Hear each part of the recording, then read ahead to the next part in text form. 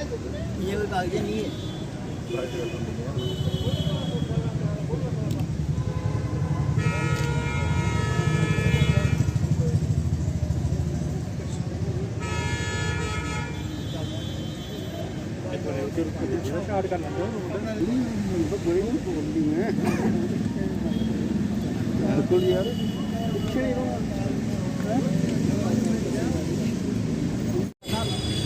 मेरे भाइयों ने बताया कि आज हम डीसी साहब से मिले थे,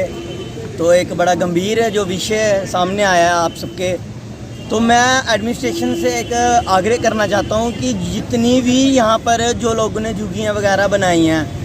और हम देखें तो यहाँ पे लोगों ने 50-50 झुग्गियाँ, लोग लाखों रुपया किराया भी ले रहे हैं। ठीक है, बहुत अच्छी बात है, वो लें और बनाए झुग्गियाँ। पर मेरा उनसे भी एक आग्रह है कि वो लोग अपने जो उनके वहाँ पे किराएदार हैं, उन किराएदारों का वो उनकी वेरिफिकेशन कराएं, पुलिस वेरिफिकेशन कराएं, उनके आधार कार्ड पुलिस थाने में जमा कराएं। कल को कोई अगर ऐसा क्राइम होता है, कल को कोई ऐसी वारदात सामने आती है, तो उनको ईज़िली आइडेंटिफाई कर लिया जाए। तो मैं आखिर में अपनी एडमिनिस्ट्रेशन से, एसएसपी साहब से, डीसी साहब से मैं ये आग्रह करता हूँ कि आप इस मुद्दे को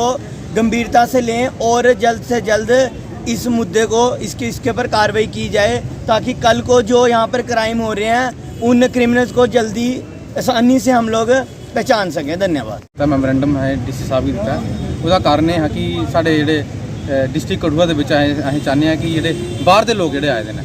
क्या पता वो बांग्लादेश तो आए हैं, कोई पाकिस्तान तो आए हैं, कुतों भी आ सकते हैं, जोड़ा साढ़े इतने आतंक फैला सकते हैं, किसी प्रकार की दुर्घटना हो सकती है। मैं अपने कठुआ के लोगों की आखना चाहना कि साडा जोड़ा मैमोरेंडम अं दिता है, पर लोगों की भी मैं अवेयर करना चाहना कि अगर तुहाडे कोल कोई कमरा लैन आता, कोई दुकान लैन आता, उसका आधार कार्ड लीए, पुलिस वेरीफिकेशन कराइए, फिर ही उसे अपने घर रखे जाए। 1000-2000 किराया बधने के चक्कर च कोई बड़ी अनहोनी ना होए, इस करिए अं डीसी साहब अगे गुहार लगाई है और SSP साहब आगे भी अं बोलना चाहते हैं कि इो जी कोई वारदात नहीं होनी चाहिए है, क्योंकि वारदात होने का कोई पता नहीं होता है। इसलिए तक तो कोई नहीं हुई है, सुनने चाहता कि कोई बच्चा चोरी करा दा, कोई ड्रग्स ज़्यादा फैला देना, तो वो वास्ते अस सारे साढ़े कन्नै राहुल देव और एडवोकेट हिमांशु जी और मेरे सारे भरा कट्ठे हुए एक सार्वजनिक कट्ठे हुए डीसी साहब किन्ने मिले हैं। मैं चाहना है कि जल्द तो जल्द कार्रवाई होनी चाहिए है। जय हिंद, जय भारत। राम है, थोड़े दर्शकों की राम है। अज अस सारे कट्ठे हुए एकत्रित हुए एक कॉमन प्लेटफार्म के तहत विभिन्न संगठन असीं डी साहब एक मैमोरेंडम दिता। उस मैमोरेंडम च यह है कि जेडे बाहर का एब्रोगेशन ऑफ 370 टुटने को पहले साढ़े इत्थे छत्तीसगढ़ के, झारखंड के, यूपी के, बिहार के, उधर तो बाकी लोग काम करते हैं। बड़ा शांत माहौल हा, अज भी शांत माहौल है। ਜਿਹੜੇ ਬਾਹਰ ਦੇ ਲੋਕ ਨੇ ਉਹ ਤੇ ਹਨ, बट कुछ शरारती तत्व ਜਿਹੜੇ ਨੇ ਉਹ ਇਸ ਆੜ ਦੇ ਵਿੱਚ ਉਹ ਵਿੱਚ ਇੱਥੇ ਸਾਡੇ ਕਠੂਏ 'ਚ, ਸਾਡੇ JNK 'ਚ ਇੱਕ ਪੈਨੀਟ੍ਰੇਸ਼ਨ ਹੁੰਦੀ ਹੋਈ ਦੀ ਹੈ। ਤੇ ਉਹ ਉਹਦੇ ਕੰਨੇ ਕੀ ਹੈ ਕਿ ਚੋਰੀ ਦੀ ਵਾਰਦਾਤ, ਚੇਨ ਸਨੈਚਿੰਗ, ਬੱਚਾ ਚੋਰੀ, ਇਹ ਛੋਟੀ ਛੋਟੀ ਚੀਜ਼ਾਂ ਜਿਹੜੀਆਂ ਨੇ, ਇਹ ਜਿਹੜੀ ਚੀਜ਼ਾਂ ਅਸੀਂ ਦਿਖੀ ਦੀਆਂ ਅਸੀਂ ਇਹ ਚੀਜ਼ਾਂ ਸ਼ੁਰੂ ਹੋਈਆਂ ਨੇ। और एक दो इंस्टेंस ऐसा भी है कि ਜਿਹੜੇ ਬੰਦੇ ਫੜੇ ਨੇ ਉਹ ਬੰਦੇ ਜਿਹੜੇ ਨੇ ਉਹ ਅਨਵਾਂਟਿਡ ਲੋਕ ਨੇ, ਜਿਹੜੇ मतलब जिन्हें बोल सकते एंटी सोशलिस्ट एलीमेंट लोग ने। तो उनके क्रिमिनल हिस्ट्रियां ने, उधर कोई यूपी का, कोई बिहार का, कोई उधर का, कोई उधर का। ठीक है, जेडे अच्छे लोग ने, वतन परस्त लोग ने, देश की भारत माता जय आखने वाले लोग ने, उनका स्वागत है पूरे भारत वर्ष च। कुछ भी ऐसे कुछ भी जैसे उन्हें कोई वो नहीं है। जिन्हें भारत माता की जय बोलने की प्रॉब्लम आती है, पर चोर चकारी करनगे, उन्हें रोकने वास्ते असीं डी साहब को एक मैमोरेंडम दिता है। साढ़े पार्षद राहुल देव और है, सन्नी जी साढ़े लखनपुर वाले, मेघ बगोत्रा और रमेश भारती जी ने, कपिल जी भाई साहब ने, सारे ऐसा एक सोचा कि विभिन्न संगठन, चलो ये तो जियां तुहानूं असीं 6 हत्थ लब्भने, बट 6 हत्थ नहीं है, हर एक बंदे कन्नै ज़्यादा नहीं, घर 100-100 200 लोग जो घर बैठे वो सारे समर्थन च न। इसदा मतलब है कि अद्धा शहर जोड़ा है, अद्धा पौना शहर जोड़ा है वो साढ़े समर्थन च है कि जेडे अनवांटिड लोग न उन्हें इत्थे असीं नहीं पनाह देगे। असीं डी साहब की बोले कि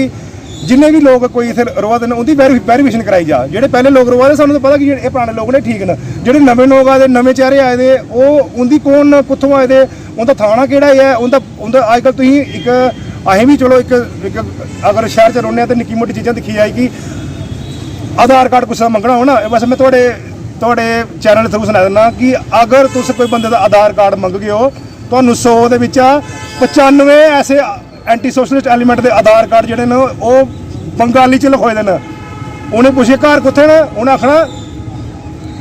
कलकत्ता। कलकत्ता कुत्थे? बस कलकत्ता। ਸਾਨੂੰ ਕੋਈ ਪੁੱਛੇ ਘਰ ਕਿੱਥੇ ਅਸੀਂ ਬੋਲਨੇ ਮਾਰੇ ਮੇਰੇ ਘਰ ਪਟੇਲ ਲੰਗਰ ਨਾ ਪਟੇਲ ਕੋਈ 12 15 ਕੜੂ ਆਣਾ ਪੂਰਾ ਸੁਣਾਉਂਦੇ ਆ ਉਹਨੇ ਪੁੱਛੇ ਕਿੱਥੇ ਘਰ ਹੈ ਕਲਕੱਤਾ ਕੋਤੇ ਬਸ ਕਲਕੱਤਾ ਇਹ ਬਸ ਇਹ ਜਿਹੜੇ ਬਸ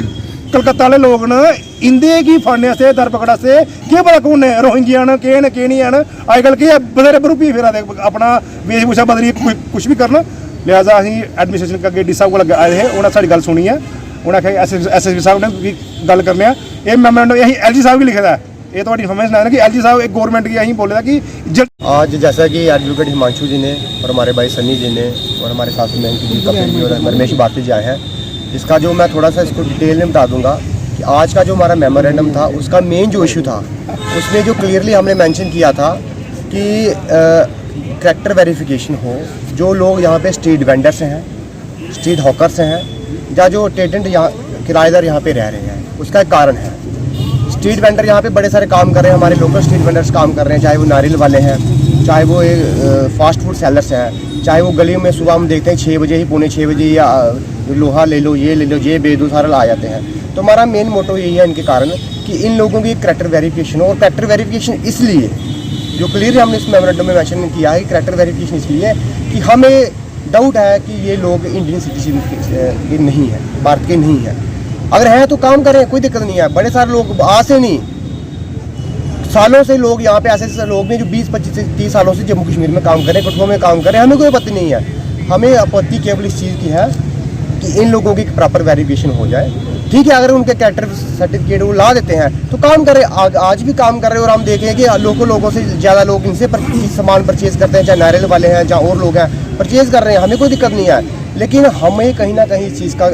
आभास हो रहा है कि कहीं ना कहीं ये इंटरनल सिक्योरिटी थ्रेट हो सकता है हमारे लिए और आप देख रहे हैं आज दिन जितने भी चोरी थेफ्ट के केसेस हो रहे हैं CCTV कैमरा में जो लोग आइडेंटिफाई हो रहे हैं वो अनआइडेंटिफाइड लोग हैं उनकी पहचान नहीं हो रही पहचान इसलिए नहीं हो रही कि उनकी कोई पहचान ही नहीं है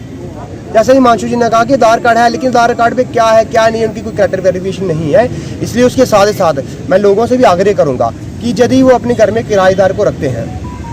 लोकल है जो आपके नोन में तो कोई बात नहीं लेकिन बाहर का किराएदार रखते हैं उसकी वेरिफिकेशन जरूर थाने से कंसर्न थाने से लीजिए क्योंकि कहीं ना कहीं हमारे लिए वो बड़ा ज़रूरी है और स्पेशली ये जो स्ट्रीट वेंडर्स वाली मैंने बात कही है तो कहीं ना कहीं इन लोगों को थोड़ा सा मैं उनके बिजनेस पे कोई कटाक्ष नहीं कर रहा हूँ कि जहाँ पे बिजनेस ना करें अपना बिजनेस करें अच्छे से करें हम हमारी पूरी सपोर्ट है उनके बिजनेस को लेकिन बिजनेस के आड़ में कल को कोई ऐसा काम ना हो जो हमारे कठुआ का जो एक शांति प्रिय माहौल है वो कहीं ना कहीं ख़राब हो